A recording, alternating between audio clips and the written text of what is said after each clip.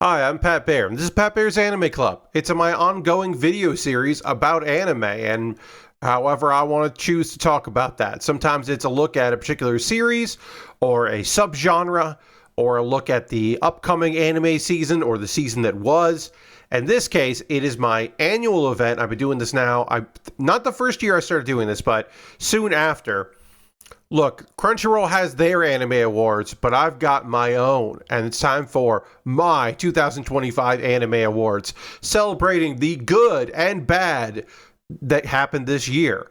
There are some returning categories, there are some new categories, and of course, I end with the same category I do every year by telling you my game of the year.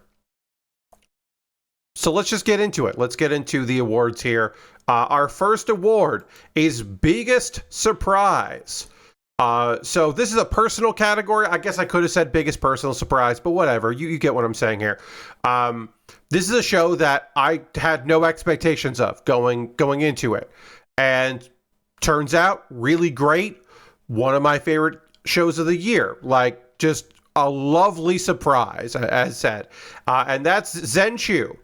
Now, I did wonder if Zenshu was going to make my list early on, because there was a little hype to it. Mappa was making it. It's an original from them. They don't do those that much these days.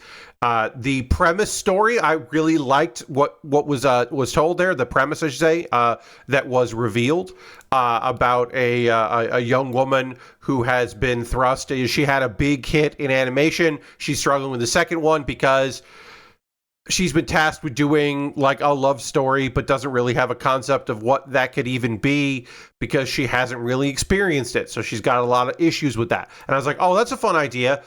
It's kind of a strange choice for Mappa.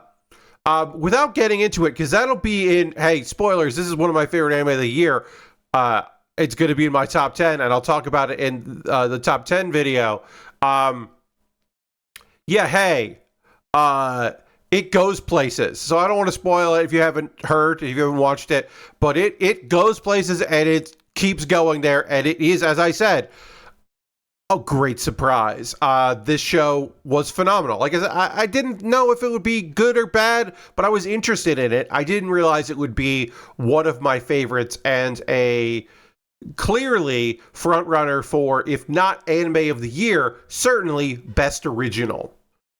So we'll probably see that on the Crunchyroll Anime Awards, which will happen next year, about, the previous year and all that.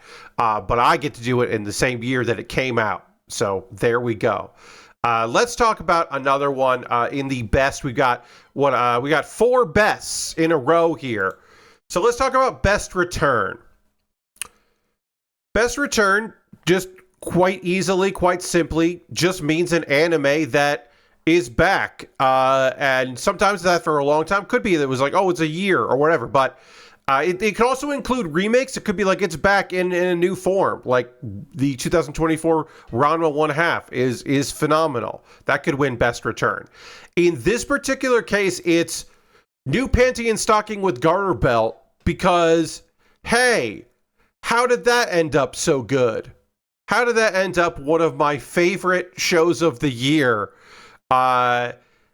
It's like they never left. It's the kind of, to Gainax's credit, they Trigger. What am I saying? To Gainax's credit, they are Trigger now, basically, among other things. But yeah, to Trigger's credit, it is like they didn't have this 10-year break and just went back to business, and all over 10 years, and also feels like it's still modern. It is both a throwback and very modern. It is bizarre. It is so weird. I really enjoy it. It is just wild and crazy and like messed up and gross, but also like, yeah, it's fitting in it. I've talked about this show before in that it had like this cliffhanger that existed forever that shouldn't have been a big deal. The cliffhanger should have just been like, oh yeah, okay, sure. But because there was so much time between Panty and Stocking and with Garter Belt and new Panty and Stocking with Garter Belt, that it like really, really was just like overblown. And I think they handle it well all things considered. So yeah, I mean, like, you should check this shit out. It's real good. Dubbed and subbed on Prime. You should watch it because, like, damn, they fucking nailed it. Best reference in New Panty and Stocking with Garter Belt. So I have done like best initial D reference. There weren't any this year that to shout out.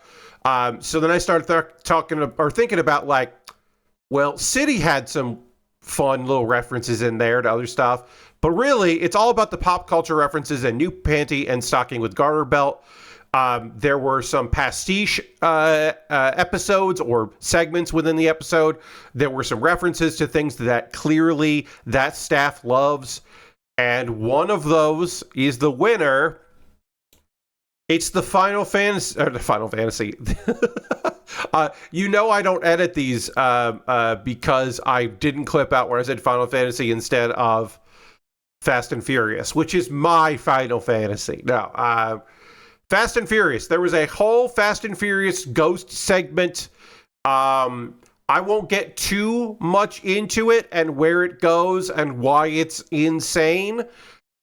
Just know that it's a loving tribute to the Fast and Furious franchise, and clearly folks at Trigger know why that series of movies is beloved, and it's a love letter to it. It's like their family.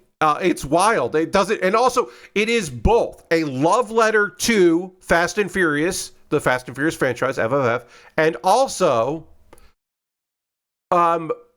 bonkers, just completely out of left field, and like, why is this happening? It's great. It's not the only reason to watch the second season, but you should. Also, you don't have to watch the first season. If you don't want to go back, just watch the second season. It's okay. And our final in the best and biggest best show I still refuse to watch. This is a follow-up from previous awards for best show I refuse to watch because there are anime that come out that are critically acclaimed and fan favorites that you will not see on my top 10 list. You'll be like, Pat, I can't believe that's on there. And sometimes it's just like, yeah, I didn't really like the first season, so I didn't watch the second. Or I meant to get to that, like Orb. Turns out I really liked Orb from 2024 and 2025. And it wasn't on my list last year because I hadn't watched the first half of it until the winter season. And I missed out on that. It could have easily been on my top 10 list. But anyway, sometimes there are just shows that I just know I'll never watch and I refuse to watch.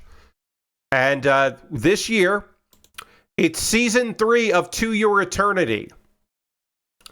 I'm just never going to watch To Your Eternity. The fact that it's in modern day or a facsimile or version of modern day in season 3 is interesting. But I just know the formula of this show, which is to spend a lot of time meeting minor characters, getting the audience to fall in love with them, and then having them meet their end in sad, horrific ways. And I don't want to do that. I don't want to watch that. I don't care how beautiful it is. I know I'm missing out on a great show. I know.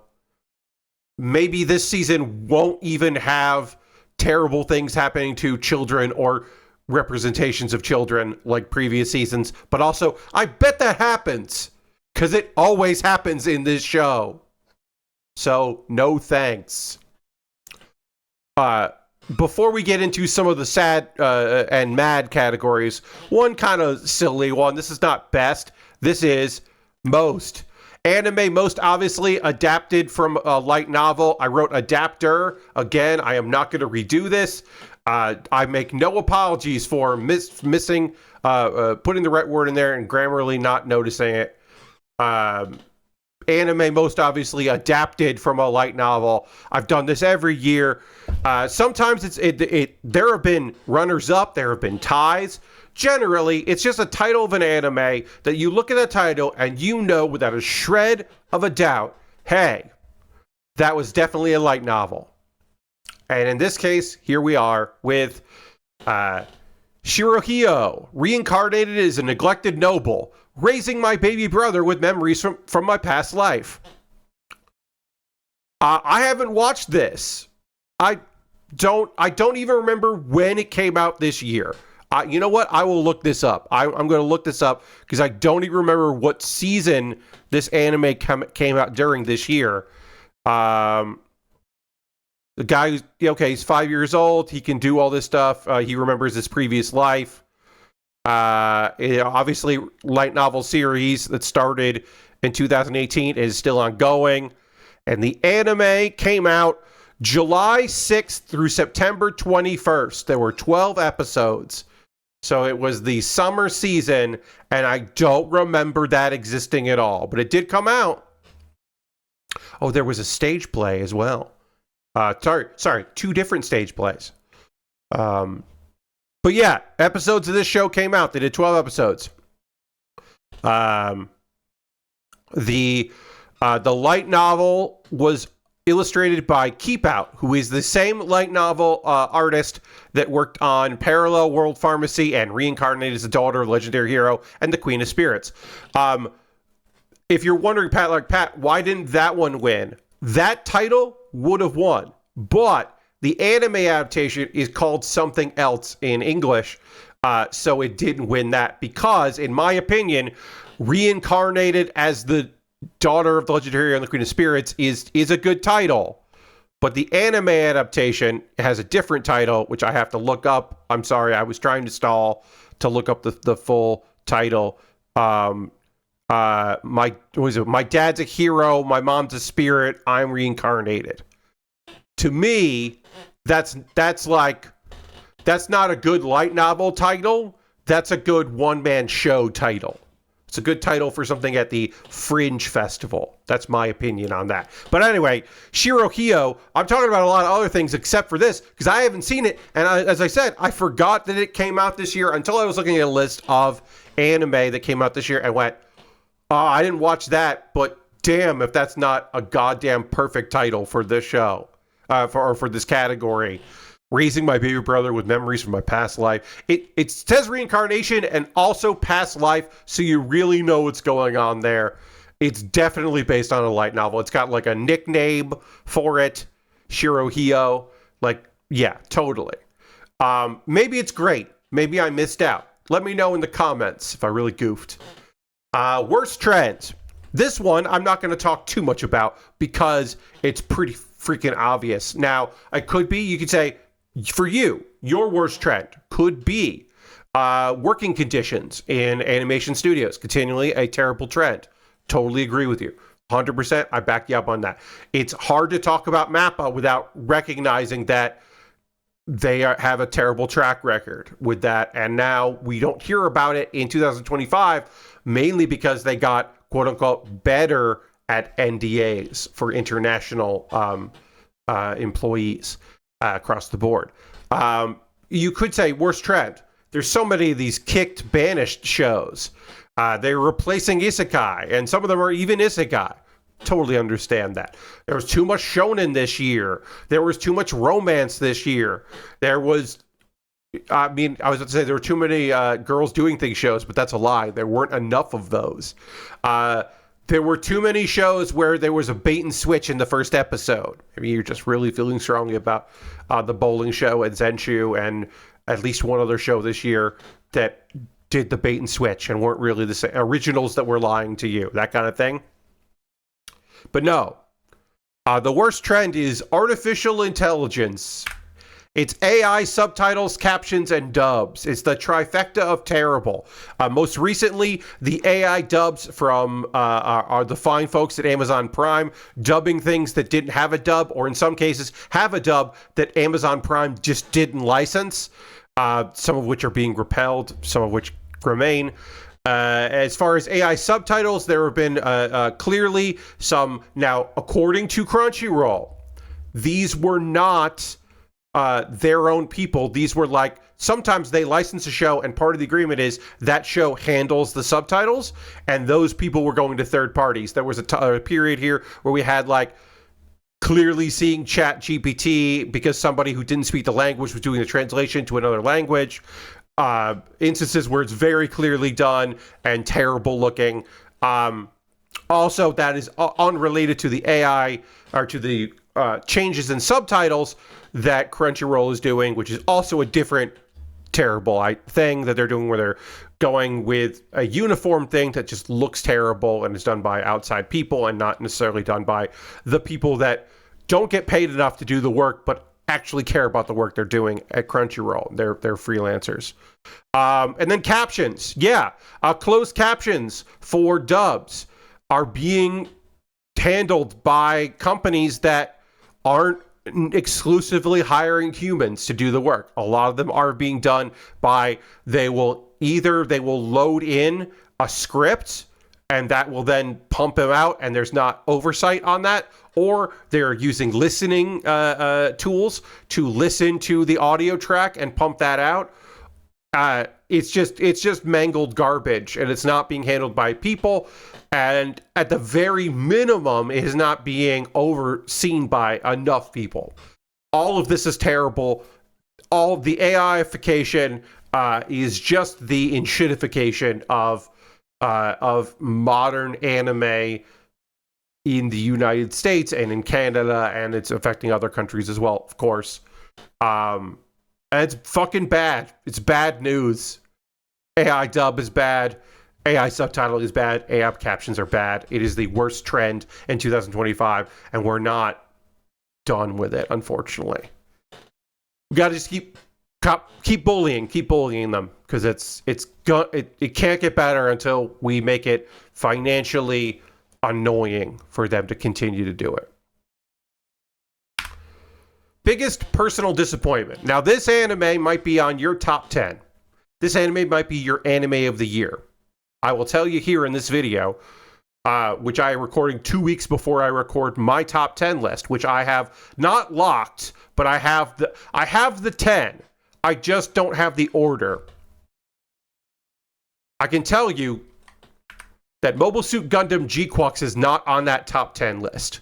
And a modern Gundam series is not in my top 10. After G-Witch, Witch from Mercury, was for 2 years running, because it came out at the end of one year and then into the beginning of another. It was my top anime for 2 years, and the follow-up, which reportedly started before that one, it's not on my list. And I don't think it's top 15. It's top 20, but it's not top 15, and it's a personal goddamn disappointment. You know what I needed? I've talked about this on live streams. I've talked about this in conversation with people. I'll just put it here and then probably stop talking about Gundam G-Quux until Mobile Suit Gundam G-Quux, until the next series comes out, and then I will be comparing it to the most recent, which would be this one. Here's my thought. 2 core. It needed to be double the length.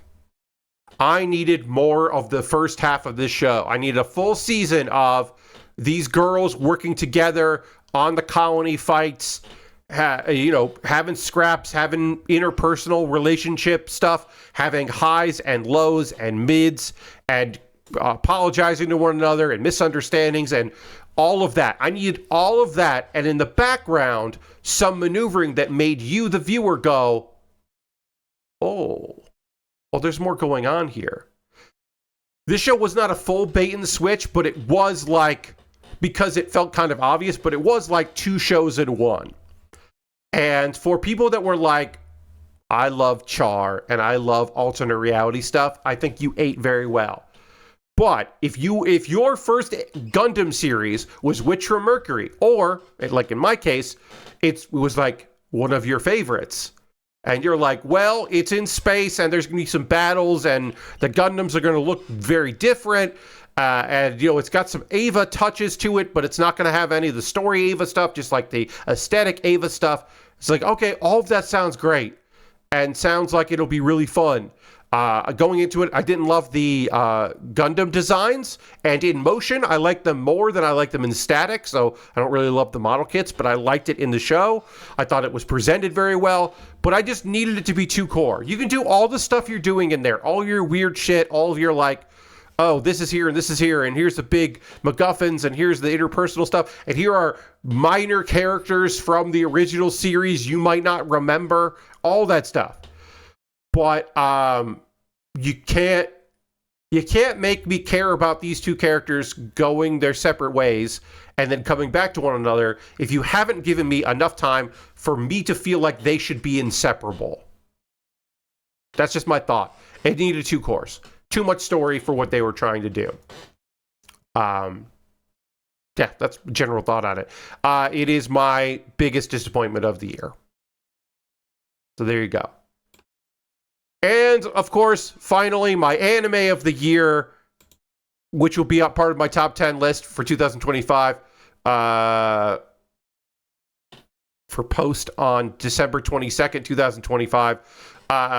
For post on, like I said, not going to record this one again. Getting this one done, getting this one out. But yeah, if you want to see my top 10 list video, it will be posted in the afternoon on December 22nd, 2025. There will be possibly an honorable mention. As of right now, anything from the fall season is game because nothing that I've been watching that could be in the top 10 list has announced that they're not going to do the last couple episodes, but I still have 2 weeks for that. Yeah, anything that came out in 2025 counts. And also, Whisper Me a Love Song could be on my top 10 list. That show, its last couple episodes didn't come out in time. They came out after my list was done because there was a delay, and so that was not eligible because not every episode had come out. Zom 100 was the thing from the previous year. So Whisper Me a Love Song could end up on my list because it didn't make the window, but now, it certainly did. The final 3 episodes did come out, so it could be on there. Plus 9 other anime could also be on there, or it could not have made the cut. We know that G-Witch did not make the cut. Zenshu is on there. You already know one of them. New Panty and Stocking with Garter Belt's also on there. You knew that too, though, right? You knew that too. So yeah, that's it. Boxo was out this year. Reincarnated as a vending machine. I Now Wonder the Dungeon. Did not win Best Box this year. I did not really like the second season as much as the first season. So sorry to Boxo. Maybe you'll end up in there another time. I don't know. But yeah, that is going to do it for my 2025 Anime Awards. Let me know in the comments below what your categories. If you have any winners, if you have your own categories, what's your best show you still refuse to watch? What's your biggest surprise or the worst trend for you, or your biggest disappointment? Was there another show that came out this year and you were like, oh man, I'm really, really bummed about this? Like the Sakamoto Days is my biggest disappointment for you. I don't know, or something more. Kaiju 8, or I don't know, number 8 disappointed you. Let me know what something that really bummed you out, I guess. Or you could tell me your anime of the year ahead of my top 10 list. Maybe you're trying to influence my list by telling me your favorite anime of the year. And that's going to do it for Pat Baer's Anime Club. So I know what my video is for the next one, my top 10 list. The one after that will be recorded live, and that will be actually we'll look at that real quick. Pat Baer's Anime Club episode 166 will be the fall wrap-up winter preview. That will be on the last Tuesday of December, and then go out the following Monday. And then the one after that will be wow, I know my next 3 videos, because the one after that will be talking about all the isekai that are out for the winter season. So if you have an idea for a future video, because I'm going to keep making them in January, let me know. I always love hearing from you about those things. Please give this a like, tell a friend.